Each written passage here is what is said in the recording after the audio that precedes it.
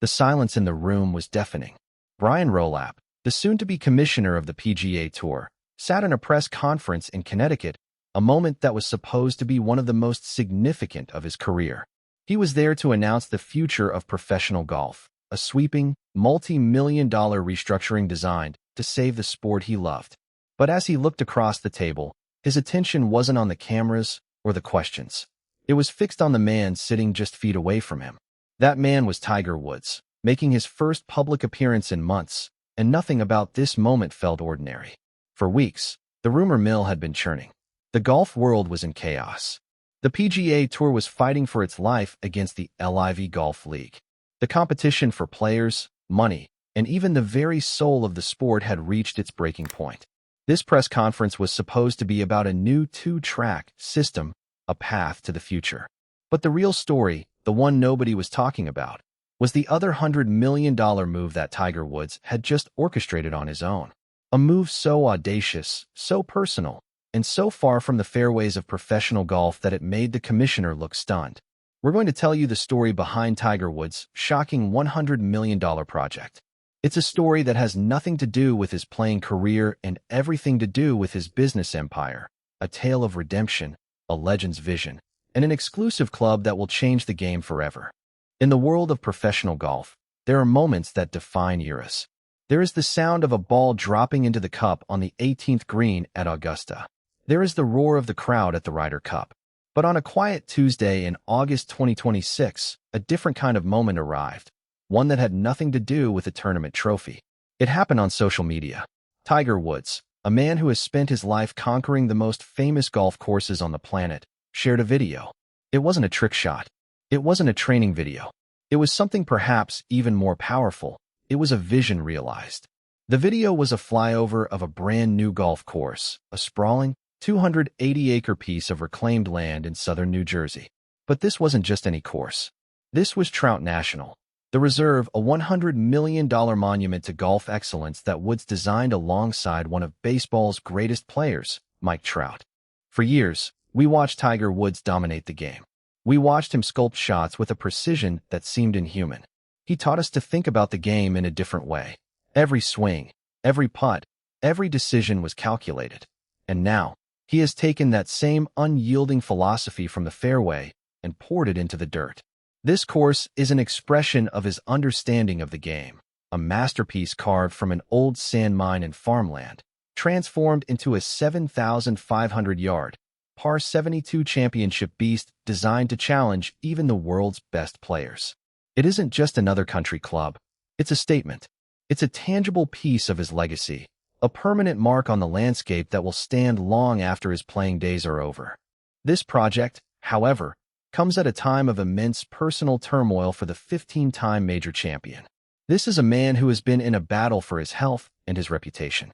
He has been battling a legal case from a DUI arrest in March that forced him to step away from the public eye to seek treatment. His presence in the world had shrunk from the giant he once was. His return to the spotlight wasn't for a tournament, but to stand behind a podium to introduce the new commissioner of the PGA Tour. It was in that moment, standing next to Brian Rolapp, that the dichotomy of Tiger Woods became so apparent. He is a man trying to save the future of the professional tour on one hand, while on the other, he is unveiling a $100 million private club that only a handful of people will ever see. The jaw-dropping cost, the high-profile partnership with Mike Trout, and the incredibly exclusive nature of the club, capped at just 227 members, have sent shockwaves through the golf community. And as the news of this project spreads, one question begins to linger. Is this simply a business deal for Tiger Woods? Or is this $100 million project the blueprint for his next life, a life beyond the spotlight of the PGA Tour? To understand why this $100 million project matters so deeply, you have to go back to the beginning of this year. The golf world was in a strange place. The battle between the PGA Tour and LIV Golf had fractured the sport. Players were choosing sides. Fans were confused. And at the center of it all, the one man who could bring everyone back together was nowhere to be found. Tiger Woods had vanished. In late March, news broke that Woods had been arrested in Jupiter, Florida, on a DUI charge. The details were jarring. Police bodycam footage showed Woods kneeling on the side of the road after rolling his Land Rover while attempting to overtake a truck at high speed. He told officers he had looked down at his phone and boom, the crash happened. When they searched him, they found 2 white pills in his pocket. They were hydrocodone, a powerful opioid painkiller. Woods told the deputy he took several prescription medications, and she observed his eyes were bloodshot and glassy, his pupils dilated, his movements slow and lethargic. He was arrested on suspicion of DUI with property damage and refused to submit to a urine test. This wasn't his first brush with this kind of trouble. In 2017, he was arrested on a similar charge, later pleading guilty to reckless driving after mixing painkillers. But this time felt different. This time, the man who had spent his entire adult life battling through back surgeries and leg operations, the man who had willed himself back from the brink of retirement so many times, finally seemed to break. He issued a statement that cut through the noise. "I am stepping away for a period of time to seek treatment and focus on my health. This is necessary in order for me to prioritize my well-being and work toward lasting recovery." He left for Switzerland, disappearing into a treatment facility while the rest of the world wondered if the legend was truly lost. For nearly 3 months, he was gone. The silence was deafening. Fans feared the worst. His future in the game, as a player and as an ambassador, suddenly seemed uncertain. The Masters, a tournament he owns, came and went without him. The PGA Tour, desperate for leadership and stability, had to move forward without its most powerful voice. But then, in June, he re-emerged. Not at a golf course, not at a press conference about a tournament, but in Connecticut, where he made his first public appearance since the arrest. He was there to introduce Brian Rolapp, who was being announced as the new PGA Tour Commissioner. This was Woods' chance to show he was still a leader, still a force. He stood at the podium, dressed in a suit, reading a prepared statement about the tour's future. He spoke about the importance of thinking boldly about what is best for the game that we all love. He didn't take questions. He didn't address the arrest. He smiled, shook Rolapp's hand, and left the stage. Maverick McNeely, a young player on the tour, said it best that day. "He doesn't move the needle in golf. He is the needle," McNeely said. His presence, even in a controlled, brief appearance, sent a signal. Tiger Woods was back. He was protecting the tour. He was doing his duty. But here is the thing that nobody could have predicted. While he was taking his prescribed medication, while he was navigating the legal fallout and the personal shame of that arrest, while he was standing on that stage in Connecticut doing the work of saving professional golf, he was also doing something else. He was building a monument, not a corporate headquarters, not a brand deal, a physical, permanent, $100 million monument to his own vision of what golf should be. The timing is the most fascinating part. As Brian Rolapp was being handed the keys to the PGA Tour, a position Woods fought to secure, Woods was simultaneously handing himself the keys to a kingdom of his own making. The Trout National project didn't happen overnight. It had been in the works for years, a massive undertaking of design and construction. But it was completed and unveiled to the world during the exact same week that Woods was forced to confront his own mortality, his own legacy, and his place in the game he had defined. He was the savior of the old order and the architect of a new, exclusive, personal world. The story of Tiger Woods has always been about dualities. The public champion and the private man. The athlete who could conquer any course but couldn't always conquer himself.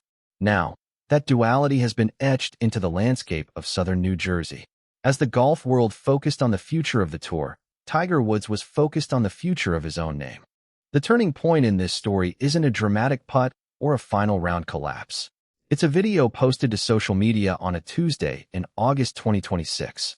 Tiger Woods, still navigating the fallout from his DUI arrest and the quiet whispers about his future, chose this moment to show the world what he had really been building. The footage was breathtaking. A drone soared over 280 acres of reclaimed quarry and farmland in Vineland, New Jersey, revealing a course that looked like it had been carved from the earth itself. Wide fairways stretched across sandy waste areas, remnants of the silica mine that once occupied the land. Undulating greens sat like islands amidst the natural terrain. It was rugged, beautiful, and unmistakably a Tiger Woods design. The 18-hole, par 72 layout stretched over 7,500 yards, designed not just to be beautiful, but to be brutally challenging. Woods accompanied the video with a simple caption, "From vision to reality." He spoke of the pride he felt working alongside Mike Trout and the development team to bring their shared vision to life. "Proud of what our teams have accomplished together," he wrote, "and excited for everyone who gets to experience it." Mike Trout, the Los Angeles Angels superstar who grew up just minutes from the course, responded with equal emotion. "What a ride," he replied. "Couldn't have asked for a better partner to bring this to life." But for Woods, this moment carried a weight that went far beyond a simple business announcement. When Trout National officially opened in April 2026, Woods was not there to celebrate. He was thousands of miles away in Zurich, Switzerland, quietly undergoing treatment for his health and personal struggles. The course opened without its architect, a poignant reminder of the battle he was fighting behind closed doors. The man who had designed a championship course, a course meant to challenge the best players in the world, couldn't be there to see his creation come to life because he was fighting for his own life. That silence, that absence, was the turning point. For years, Tiger Woods had built his legacy on the golf course. Every major championship, every iconic shot, every comeback from injury was part of a public narrative that the world witnessed. But Trout National was different. This was not about winning a trophy. This was about building something permanent, something that existed outside the roar of the crowd and the glare of the cameras. This was a project born from his vision, his expertise, his name. And yet, even as he retreated from the public eye to heal, his vision was taking root in the soil of New Jersey. The former sand mine, a place of extraction and industry, was being transformed into a sanctuary for the game he loved. The irony was unmistakable. While the golf world wondered if Tiger Woods would ever be the same, Tiger Woods was quietly ensuring that his influence on the game would endure regardless of his playing future. He was building a monument while he was still alive to see it, a place where his philosophy of golf would be experienced by a fortunate few for generations to come. The exclusivity of the club only deepened the mystery. Membership was capped at just 227 members, a nod to Trout's jersey number. Entry was by invitation only, with initiation costs estimated between $300,000 and $500,000. This was not a course for the masses. It was a private sanctuary for those who could afford access to a world that Woods himself had created. The property included a lighted short course called the Bullpen, a baseball-themed viewing spot known as the Dugout, and private luxury lodges for overnight stays. It was a fortress of golf excellence. For Woods, this project represented a shift in his identity. He was no longer just the player. He was the architect, the creator, the man who could shape the land and the game itself. The video he posted in August was not just a reveal, it was a statement of purpose. It said, "I am still here. I am still building. And my vision for this game extends far beyond the fairways I once conquered." The reaction from the golf community was immediate. Analysts, fans, and fellow players marveled at the scale and ambition of the project. But beneath the praise, a deeper question lingered. Was this $100 million project a testament to Woods' resilience, a sign that he was channeling his energy into a new chapter? Or was it a glimpse of a man building a legacy because he knew, deep down, that his time on the course was coming to an end? The answer to that question would not come from a video. It would come from the man himself, and he wasn't ready to speak. The unveiling of Trout National sent shockwaves through the golf world, but the story does not end with a simple social media post. The timing of this reveal, coming just weeks after Woods returned to the public eye to support Brian Rolapp's sweeping changes to the PGA Tour, created a fascinating duality. Here was a man who appeared to be straddling two worlds, the public savior of professional golf and the private architect of an ultra-exclusive sanctuary. The course itself is a marvel of design and ambition. Stretching more than 7,500 yards across 280 acres of former silica sand mine and farmland, Trout National is a championship-level test that Woods designed with his characteristic attention to every detail. The wide fairways offer multiple routes to the greens, while the natural sand hazards left over from the quarry create a rugged, almost links-like aesthetic. Water comes into play on 6 holes, and the bold greens are surrounded by short-cut grass that rewards creativity while demanding precision. Mike Trout, the Los Angeles Angels superstar who grew up just minutes from the course, has been intimately involved in every step of the process. The two legends, Woods and Trout, had never even met before this project began. Their first FaceTime call captured the strange collision of worlds. Woods was on the range at Medalist Golf Club, while Trout was in the locker room at Angel Stadium. Even for a three-time MVP like Trout, there was a little bit of nerves meeting Tiger for the first time. The development has been painstaking. According to those close to the project, not a speck of dirt got moved without Tiger's approval. Woods and his TGR design team walked the property hole by hole, shaping each fairway and green with the same obsessive precision he brought to every shot of his legendary career. The result is a course that Trout believes could one day host professional tournaments. "We've had conversations with almost everybody about that," Trout said. "First and foremost, we're looking to opening and delivering for our members. But do I see that in our future? Probably, only because the golf course is spectacular. But the exclusivity of the club has also sparked debate. With membership capped at just 227 members, a nod to Trout's jersey number, Trout National is designed to offer something increasingly rare in modern golf. Entry is by invitation only, with estimated initiation costs reported around $300,000 to $500,000. For many fans, this raises uncomfortable questions about accessibility and elitism in a sport already struggling with perceptions of exclusivity. For Tiger Woods, however, the project represents something far more personal than a business deal. When the course officially opened on April 15, 2026, Woods was not there to celebrate. He was thousands of miles away in Zurich, Switzerland, quietly undergoing treatment for his health and personal struggles. The man who had shaped every contour of this course, who had insisted that every detail meet his exacting standards, could not be present at the grand opening because he was fighting for his own recovery. That absence spoke volumes. It revealed a man who understood that his legacy was no longer defined solely by what he did on the golf course, but by what he could build off it. Trout National was not just a golf course. It was a statement of purpose, a declaration that Tiger Woods' influence on the game would endure long after his playing days were over.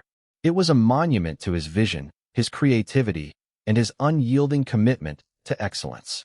And yet, as Woods returned to the public eye in June to introduce Brian Rolapp and support the PGA Tour's new direction, the question that lingered was whether he could truly manage both worlds. Was he the leader who would save professional golf, or the architect building a private kingdom for the elite few? The answer, it seemed, was that he was both. And that duality was the most fascinating part of the story.